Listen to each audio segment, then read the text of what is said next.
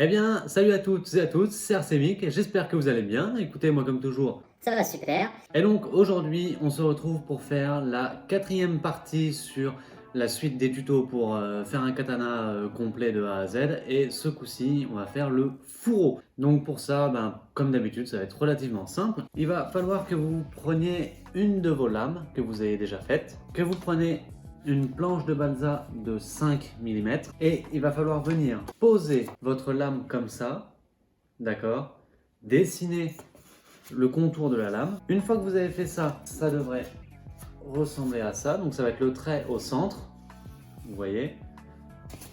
Ensuite, une fois que vous avez ça comme ça, vous levez de 7 mm hop, pour avoir votre marque au-dessus et de 7 mm en bas pour avoir la marque du dessous. Si je réexplique, au centre là, on a la lame. Au-dessus, on a la même courbure mais 7 mm au-dessus. Pareil pour en bas du coup. Une fois que vous avez fait ça, on va d'abord découper le contour juste. On ne touche pas l'intérieur, d'accord? On va d'abord découper tout le contour.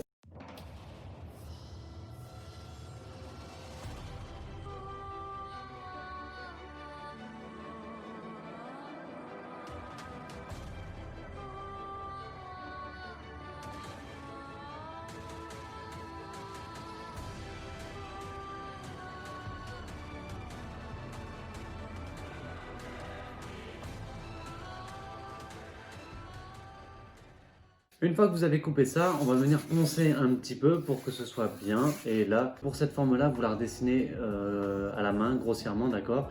Et là, on va venir découper et poncer pour que ce soit le plus nickel possible. Donc voilà, une fois poncé comme il faut, ça ressemble à ça. Donc tout simple, hein. Ce qu'il va falloir faire maintenant, ça va être retranscrire cette pièce deux fois sur du balsa de 5 mm et deux fois sur du balsa de 2 mm. Je vous montre.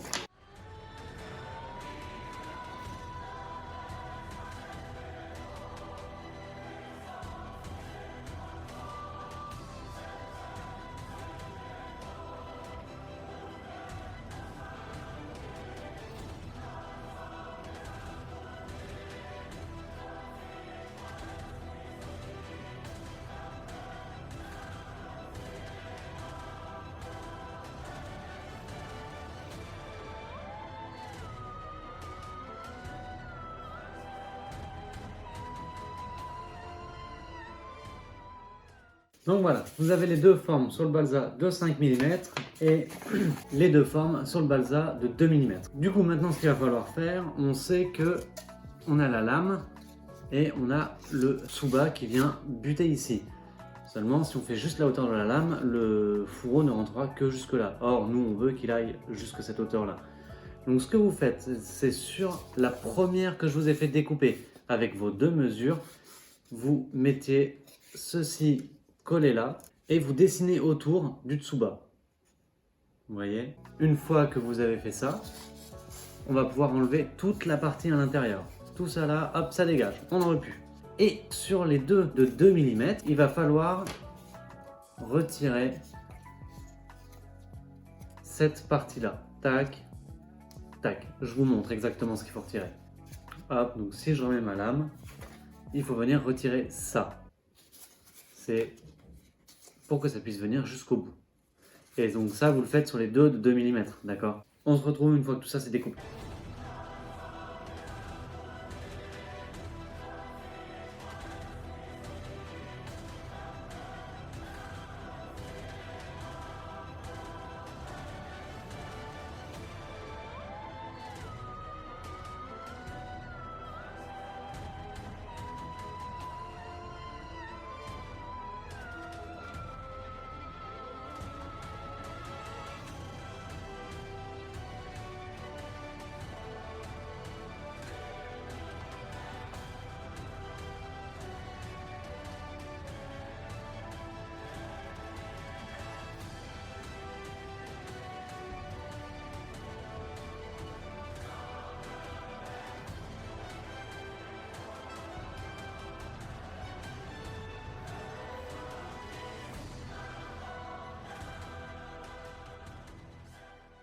Alors, une fois que tout est découpé, vous devriez avoir ceci. Donc cette pièce sur du balsa de 5 mm, deux fois cette pièce sur du balsa de 2 mm, et 2 fois cette pièce sur du balsa de 5 mm.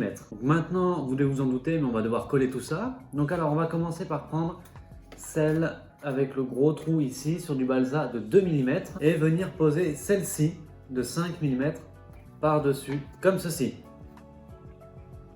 Ok. Ensuite, une fois qu'on a fait ça, on vient mettre une de 2 mm par-dessus le tout, on vient refermer.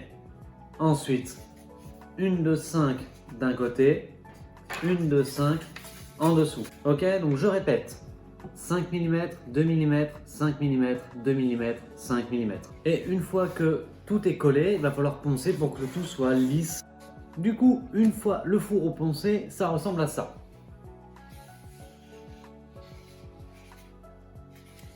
Donc voilà, ça fait un peu de taf quand même, mais il ne faut pas décourager. Le rendu est plutôt sympathique, je trouve. Et ça va nickel dans les lames en tout cas. Je vous montrerai ça à la fin. Ensuite, ce qu'on va faire maintenant, ça va être le décorer un petit peu. Donc on va mettre divers éléments dessus. Notamment, on va essayer de mettre un petit cache au bout là, un petit ici. Pourquoi pas mettre un système d'accroche aussi, j'ai remarqué qu'il y en avait beaucoup. Donc voilà, et tout ça on va pas le faire avec du balsa, on va le faire avec de la pâte de modelage sans cuisson, donc qui durcit à l'air libre. Donc moi j'ai celle-là, c'est celle qui vient du magasin Cultura qui est juste à côté de chez moi.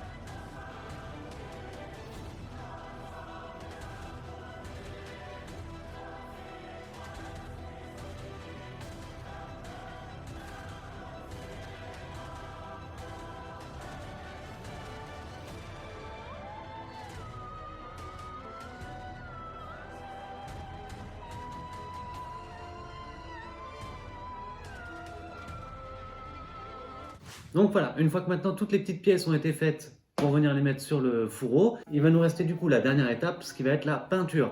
Parce que poser de l'Oratrim sur le fourreau, ça a une forme trop particulière pour que ce soit bien mis, parce que l'Oratrim ne se déforme pas. Donc là, du coup, on va juste devoir le peindre. Une fois que c'est fait, libre à vous de vernir en brillant ou en mat. Ensuite, il restera quelques petites décos à mettre par-dessus, si vous voulez, au niveau de la peinture, par exemple, des fleurs, j'en sais rien.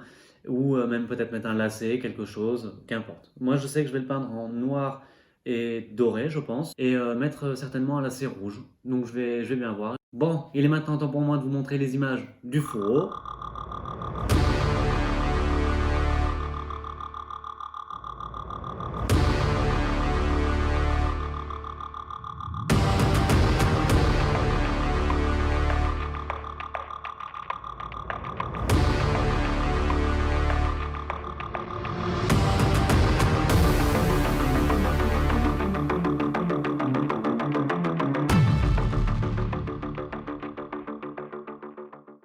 Et ben voilà, cette vidéo est déjà terminée, j'espère qu'elle vous aura plu. Écoutez, moi je suis content d'avoir pu clore cette série des 4 vidéos, ça me fait plaisir du coup.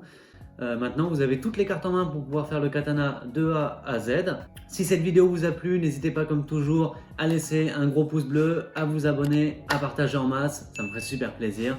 Et moi du coup je vous dis à la prochaine pour une nouvelle vidéo. Allez, salut!